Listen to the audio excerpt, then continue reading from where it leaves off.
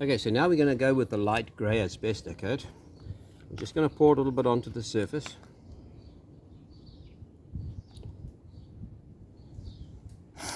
Let's put that there. Then we'll go from midway. Yeah. Now it's neat. We've not diluted it as it came out of the bottle, so we're coating the surface. You can see now that you get a really good coverage.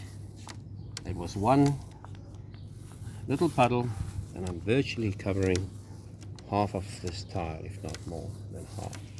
Now we're going to put 2 coats on, and then we'll see how the second and third coat look.